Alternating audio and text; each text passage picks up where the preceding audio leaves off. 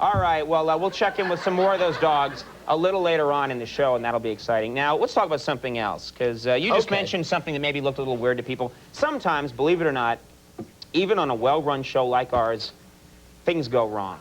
They do. It's inevitable that things will sometimes go wrong. But we here at Late Night, we work very hard not to let these problems ruin the show. That's why we have what's known in the business as contingency plans. I mean, for every possible emergency, we've come up with a way to deal with it so the show never gets compromised. And we've had to use these contingency plans several times in the past. And, well, I thought tonight we'd take a moment to look back on those occasions, because we're very proud of the fact that we plan ahead. Right. I mean, actually, we spend so much time coming up with contingency plans that we never write any jokes. No. That's a big problem with the show a lot of the time. But, you know, each time, you're going to see we took a potentially disastrous situation, we turned it into something really good. Okay, now, first of all, we occasionally, believe it or not, have audio problems on the show.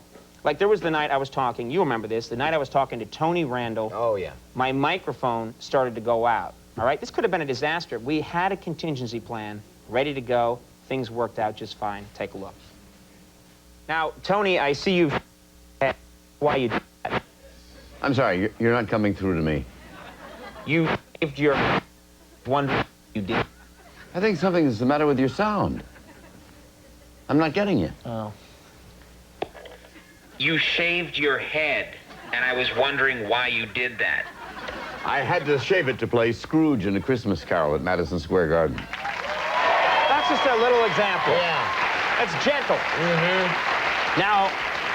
Now, another problem we occasionally run into is when an actress comes on and we start talking, and we have really attractive actresses on the show. Sometimes I end up getting a little too sexually aroused. Yeah, like when actress Sarah Winter was on recently. She's beautiful, and I started to just, you know, forget my place. Right. Fortunately, we were ready for that occasion. So this movie has a pretty hot love scene. Tell us about that. Yeah, the love scene's very hot. What happens is I come into the bathroom, very steamy. I've got a robe on, and Michael's actually in the room, but I don't know that he's watching. So I slowly disrobe myself, and as I start to soap myself up with lotions and oil and liquid cleansers, he's watching me from the shower stall. And, of course, you know, the hotter I get, the more steam there is. And eventually I do notice that he's watching me. So there's a real voyeur theme happening. And eventually he joins in. And it would have to be one of the hottest love scenes. Works like a charm every time. Like a charm. Yeah. I've been impotent for months. You know, now, every once in a while, we'll have a guest on the show who's extremely literate, and he'll use a word that, frankly, I don't know. And that happened recently with naturalist author Philip Nevin, very intelligent man. Well, we had a plan of action ready to go, and the segment turned out just great, and I ended up looking smart. Watch. So tell us, because I'm interested, and I know a lot of people out there are, how'd you get your idea for this latest novel? Well, it's a very interesting story. You see, I was taking my usual after-dinner stroll through the countryside, communing with my more crepuscular friends, when I came upon a bat. And what, by the way, is more crepuscular than a bat? Yeah. Andy. What? What does crepuscular mean? I don't know. Yeah, well, I look like a moron over here. Would you give me the dictionary? I just gotta look this up. Thanks, pal. It's crepuscular. Here it is. Active in the twilight. Oh. Yeah, great. Yeah, bats are really crepuscular. I mean, they're just so active in the twilight. Yes, exactly. Well, anyway, it seems that the poor fellow had injured. Yeah. But now I forget what it means again. Yeah. That's the problem. We're morons. Now, although the show seems to be going well right now, I mean, things are good, ratings are high, we're getting the good guests, everything's fine. Heat's still working. Heat's going on, yeah. You never know when the network, you know, their plans, they might change for some reason. That's why we have a contingency plan here, ready for when the network tries to cancel us. Take a look. I tell you, tonight, Andy, we got a great show, don't we? I can't believe what great guests we have. I know, and the comedy? Oh, funny Yep. stuff. Excuse me, Mr. O'Brien. I'm an attorney from the network. You'd better read that. Canceled? Yeah, well, you know, sorry. You can't cancel us. We've got babies. Quiet now. Yeah, what are we gonna do? You're gonna look pretty bad, mister. They're up there now. Yeah. Ready to... Now, you know, the band, believe it or not, the band can have some problems, too. For instance, one night, Jimmy Vivino, our guitar player, broke a string, but the guys handled it without missing a beat. It was pretty inspiring. Well, James Woods, thank you very much, and best of luck with everything. Jay Moore, John Fitzgerald are coming up. We'll be right back.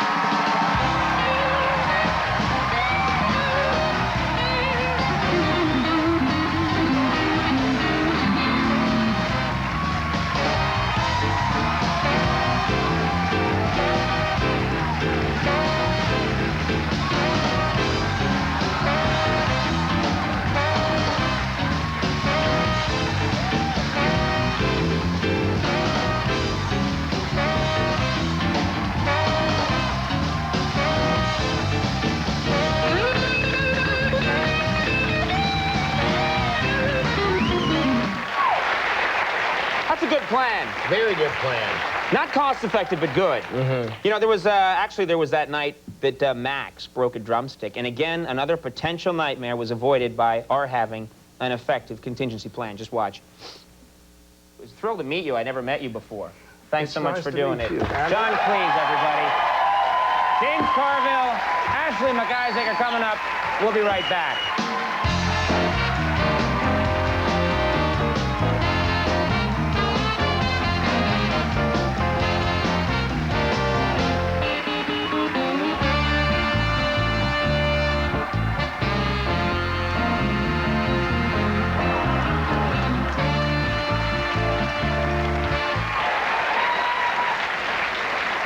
What happened to that monkey, Max? He'll be back. He'll be back.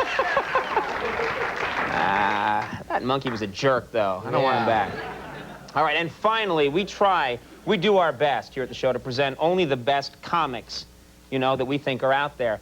But, you know, people we think really will get a laugh, all right, and make America, you know, give a real chuckle. But sometimes, ladies and gentlemen, we screw up. Like the night we had Buddy Lane on the program. I don't know if you know this comic, but he sucked. He really did. Now, we had a good contingency plan ready, so it all worked out great, and we weren't hurt at all. Take a look. So my dad said, I don't think you're raising any more cats, son.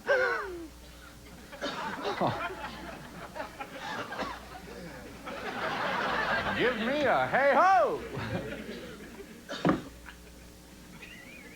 Now, Boutros Ghali, back in the news, which makes me ask one question. Hey, why'd you call him Boutros? Why not just Boutros instead of two Boutroses? Speaking of politics, folks, I just moved to Washington, D.C., the nation's capital. And I'm worried because I like French fries, but I'm living in the same town as Bill Clinton, only the biggest French fry eater of them all. No, seriously, I give D.C. a bad rap, but I love it. My wife and I, we're really happy there. In fact, my dad was right when he said...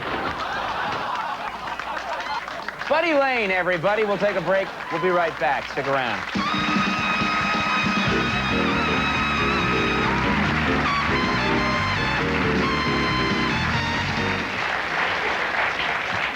That was his last appearance on a talk show. Yeah. He hasn't been around much since. I actually thought he was pretty funny.